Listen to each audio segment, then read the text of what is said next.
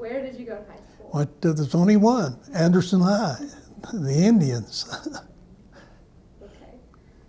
So what were your teachers and advisors like in high school? Actually, for the most part, they were really, really good teachers. They did a good job. And the only bad spot about it was that my sophomore, junior year in high school, the coach told me that I said, you'll be going to college, so you need to take some extra courses such as literature, more history, algebra. And so I went to my advisor and told her that's what I wanted. And she looked at me, she says, you don't want to go to college. You want to go out to General Motors and get a good job, a janitor.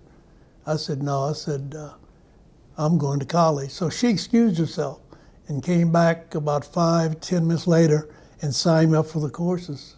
And I found out quite a few years later that she went to the coach and told the coach, says, what are we going to do? John wants to take literature, he wants to take algebra, he wants to take some more history. He may fail, he wouldn't get a chance to play basketball.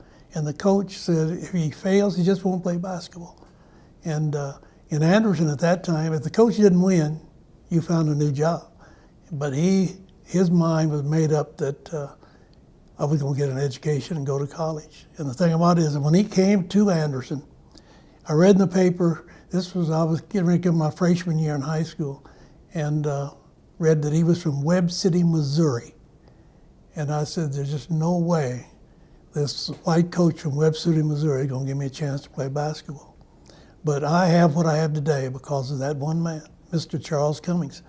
He made sure that I got my classes, got my books. Even when I come to practice, he'd ask me, where's my books? And the first time I told him, I said, they're in my locker. I said, I don't have it. He says, go get them. And every day, he stood at the door when I came in to check, make sure I had my books. And when I left, he was at the door again to make sure I took them home. He said, I can't force you to read them when you get home, but one day you're going to open them up and find out they're pretty doggone interesting, you know. So that's what happened. So you traveled a lot for athletics during your time at college. Did you ever face any troubles or discrimination through your travels? Yes, we faced a lot of them as far as that part, such as going to Evansville, we had to stay in a private home. Going to Dayton, we had to stay in a private home. And I know the one in football was probably where if we played McKendree College in Southern Illinois, and we're staying in another little town. And went to check into the hotel. I was the only Afro-American on the team that year. And they wouldn't let me stay. And so there was a black bellman there, and he told where I could stay in a private home. And I went out and checked that, and I wouldn't stay there. So I came back and I slept in a car overnight. The coach wanted to leave and come back home, but I told him no. I said the school had nothing to do with it. It was the people in the town. And so that was probably the worst of the experiences. How did you handle that? Did you take it hard?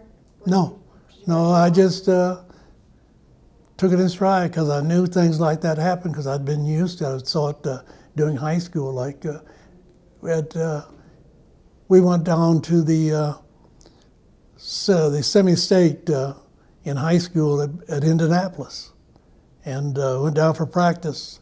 He had a chance to practice at Butler one day, and for 2 hours.